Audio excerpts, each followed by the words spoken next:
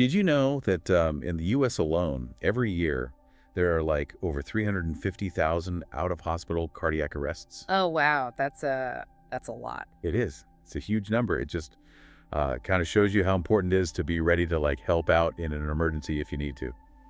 So today we're going to deep dive into the top 10 first aid skills that everyone should know. That's great. I mean, you never know when you might need to use this knowledge. You really don't. It's like having a toolkit. Mm-hmm.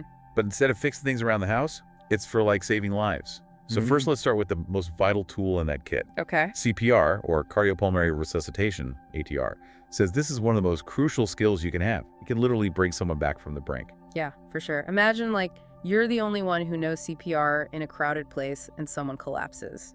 Oh gosh. You could be the difference between life and death.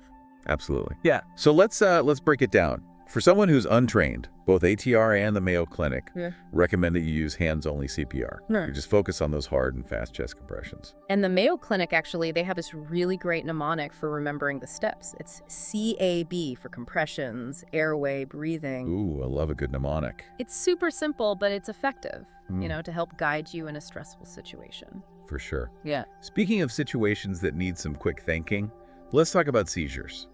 That's our next essential skill. So what do we do if we see someone having a seizure? Well, the first thing is don't try to restrain them. ATR says that can actually cause injuries. Oh, really? Yeah, instead you want to make sure the environment around them is safe, like cushion their head, remove any objects that could hurt them. Yeah. And then once the seizure is over, you want to help them into the recovery position to make sure they can breathe. Got it. So just protect them from harm and let the seizure run its course. Exactly. All right, now on to something I'm sure we've all encountered at some point, burns and scalds. Yes, burns. This is where things get a little tricky because there are different degrees of burns and they all need to be treated a little differently. Okay, so what's the very first thing we should do if someone gets burned? Well, the first thing you want to do is stop the burning process. Get them away from the source of the burn. Put out any flames. Smother it with a blanket, whatever you got to do to stop the heat from doing more damage. Right. And then after that? Then you want to cool the burn with cool or lukewarm water for a full 20 minutes. Yeah, you know how people always say, don't put butter on a burn? Right. It's true. It actually makes it worse because it traps the heat. Exactly. And you also want to avoid using ice or creams or any greasy substances. Really? Yeah, they can do more harm than good. Just stick with the cool water. Cool water it is. Yeah. Any other tips for treating burns? Yeah, this might sound surprising, but you should cover the burn with cling film. Cling film? Really? Yeah, it helps to protect the burn and keep it clean. That's a good tip. It's amazing how everyday things can become first aid tools in a pinch. You're telling... All right, let's move on to skill number 4, sprains. I feel like everyone's had a sprain at some point in their life. Oh yeah, for sure. Whether it's from playing sports or just like everyday accidents, sprains are so common. They really are. And ATR says the best way to treat them is using the RICE framework. RICE? Yeah, it stands for rest, ice, compression, elevation. It's like the classic treatment for sprains. I've heard of that. But I always thought ice was like the thing for sprains. But I've also heard that it might not actually be the best for healing. Oh, interesting. Yeah, there's actually a lot of debate going on about RICE now. You see, the traditional thinking was that ice reduces inflammation and that helps the healing process. But more recent research has shown that inflammation is actually a really important part of healing. So by icing it, we're actually kind of stopping the body from healing itself naturally. Potentially. Yeah. Wow, that's fascinating. So now some experts are saying that we should be using ice more for pain management rather than as a main healing tool. That makes sense. It's about finding that balance, right? Okay, well now speaking of delicate procedures, that brings us to skill number 5, stitches. Ah, stitches. This one might seem a bit advanced for just a simple first aid kit, but I can definitely imagine situations where knowing how to stitch a wound could be really, really important. Oh, for sure.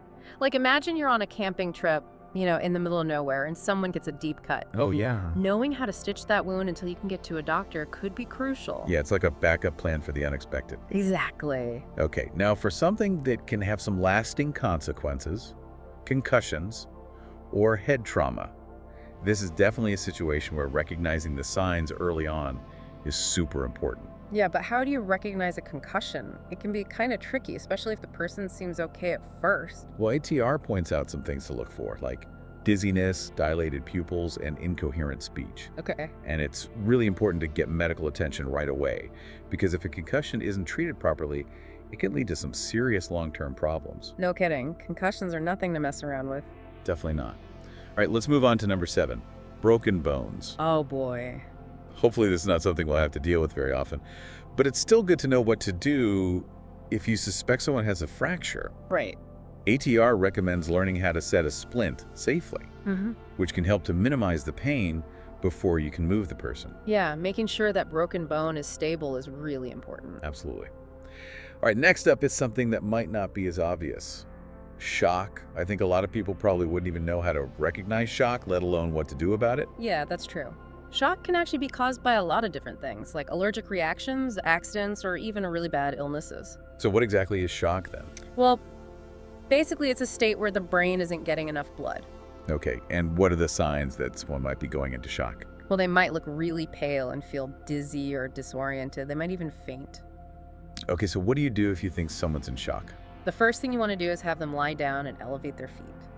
This will help get the blood flowing back to their brain. You also want to keep them warm and don't give them anything to drink until the paramedics get there. So just focus on keeping them stable until help arrives. Exactly. All right, now let's talk about a situation that can be pretty terrifying.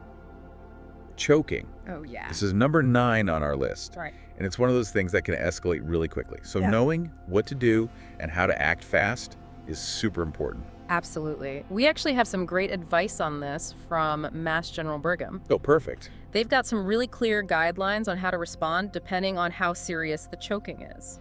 So if the person can still speak, cough, or breathe, then you can just encourage them to cough. Okay, so coughing could be enough to dislodge whatever's stuck. Right.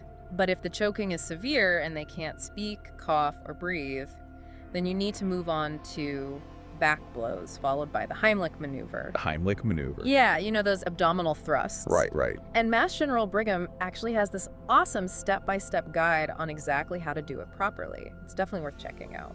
And it's important to remember that there are some variations depending on the person, right? Oh yeah, for sure. Like, if someone is pregnant or obese, you wouldn't do abdominal thrusts, you'd do chest thrusts to the breastbone. Okay. And for babies, it's a combination of back blows and chest thrusts. Wow, so many different things to remember. It's incredible how those techniques can literally save a life. It really is. It's all about knowing what to do in the moment. And finally, we come to number 10, excessive bleeding. This one can be scary too, especially if the bleeding is really bad. So what's the most important thing to remember in this situation? Well, our source says the most important thing is to stop the bleeding as quickly as possible. You want to minimize the amount of blood loss. So how do you do that? First, you want to elevate the wound above the heart. Okay. That'll help to slow down the blood flow. Makes sense. And then apply pressure directly to the wound using a clean compress. What if you don't have a medical compress? You can use something like a clean t-shirt or a sock. Just apply it directly to the wound and press down firmly. So even just a t-shirt can be a life-saving tool. Exactly. Sometimes the simplest things are the most effective. And skill number 6 might surprise you. Okay, what is it? It's knowing how to help someone who's got a nosebleed. A nosebleed. Huh. That's a bit different from some of the other stuff we've talked about. Yeah. Why is that considered a crucial first aid skill? Well, nosebleeds aren't usually life-threatening or anything, but they can be kind of scary and messy, and if you don't handle them right, they can lead to a lot of blood loss. Okay, that makes sense. Mm-hmm. So what's the best way to deal with a nosebleed then? The main thing is to have the person sit upright and lean forward a little bit. Oh, really? Yeah, that stops the blood from flowing down their throat, which can make them feel sick. That makes sense. My mom always told me to tilt my head back during a nosebleed. Yeah, that's a common mistake. Actually, tilting your head back can make the blood drain down your throat, which is what we want to avoid. Got it. So lean forward, pinch the nose. Got it. Exactly. And hold that pinch for about 10 minutes. 10 minutes. Okay. Yep. All right, moving on to skill number 7. This one is all about recognizing and responding to heat exhaustion. Ah, yes, heat exhaustion. That's something to be really careful of, especially during the summer or if you're doing something really strenuous. Yeah, for sure. So how can you tell if someone might be experiencing heat exhaustion? Well, there are a few signs to watch out for, like heavy sweating, weakness, dizziness. You know, they might feel nauseous or have a headache. Some people even get muscle cramps. And their skin. Their skin might feel cool and clammy. Okay, so what do you do if you think someone's got heat exhaustion? The most important thing is to get them to a cool place as quickly as possible.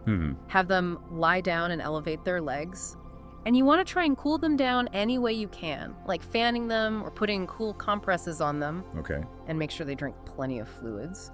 water or an electrolyte drink is good. So just focus on cooling them down and getting them rehydrated. Exactly. Now, what about heat stroke? Is that the same thing? Heat stroke is way more serious, actually. It can be life-threatening. Oh, wow. It happens when the body's temperature regulation system just fails and their core temperature gets dangerously high. That sounds scary. So how can you tell the difference between heat exhaustion and heat stroke? Well, with heat stroke, the person's symptoms are going to be a lot worse. They might have a really high fever, a rapid pulse, they might be confused, they could have seizures or even lose consciousness. And their skin?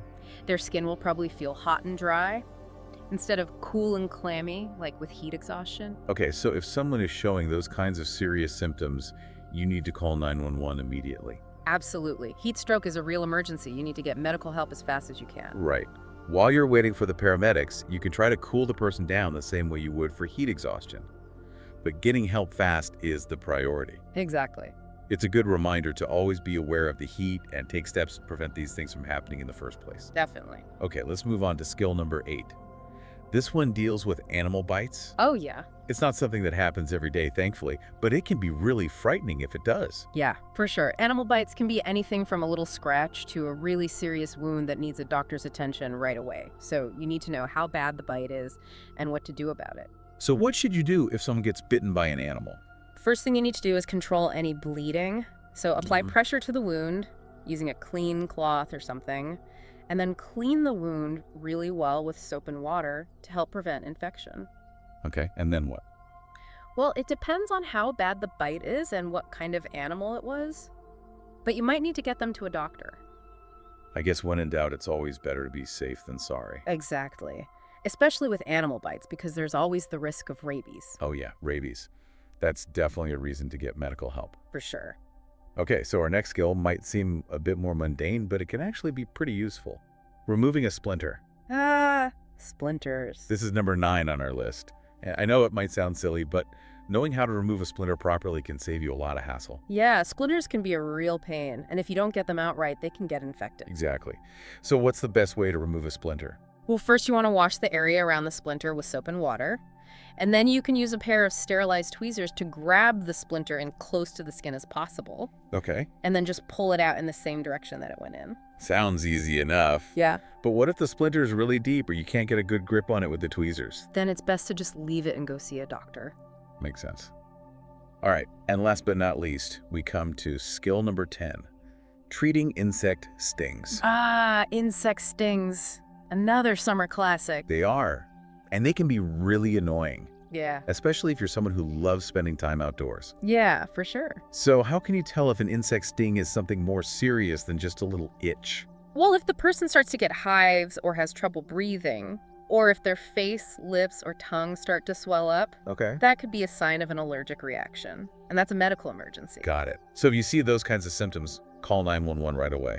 Absolutely. But what about those regular insect stings that aren't causing a serious reaction? How do you treat those? Well, the first thing you want to do is get the stinger out if it's still in the skin. Okay, how do you do that? You can use a credit card or your fingernail to kind of scrape it out. Okay, and should you use tweezers? It's best not to, because if you squeeze the stinger, you can actually release more venom. Ah, okay. Good to know. Mm-hmm. So once the stinger is out, what do you do?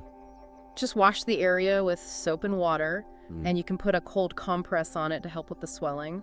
And if it's really bothering them, you can give them some over-the-counter pain reliever. So just keep it clean, cool it down, and manage the pain. Yep, that's pretty much it. Awesome. Well, we've covered all 10 of our simple first aid skills today, We have. from CPR to insect stings.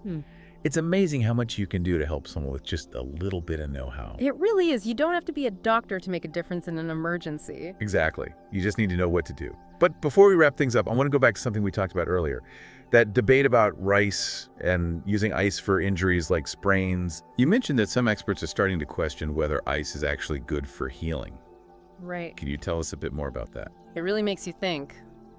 You know, something that we've been doing for so long, like icing a sprain might not be the best thing after all. Yeah, it really makes you wonder. It's a hot topic in the medical world right now. There's a lot of back and forth about it. So what are we supposed to do then if we're not supposed to ice a sprain? Well, like we talked about earlier, some experts are saying that we should be using variations of rice, like price, or police. Right, those acronyms that add in the protection and the optimal loading. Yeah, exactly. The idea is that rest is important at first, but staying completely still for too long might not be the best for healing in the long run. So instead of just icing it and not moving it, we should be thinking about how to protect the injured area and then slowly start using it again. Exactly. It's about gradually increasing the stress on the injured area as it heals. That way it can get stronger and have a better range of motion. That makes a lot of sense. Our bodies are meant to move. They're not designed to just sit still all the time. It's all about finding that balance, between rest and activity to help the healing process along. It's so interesting how our understanding of first aid is always changing and becoming more detailed. It really is.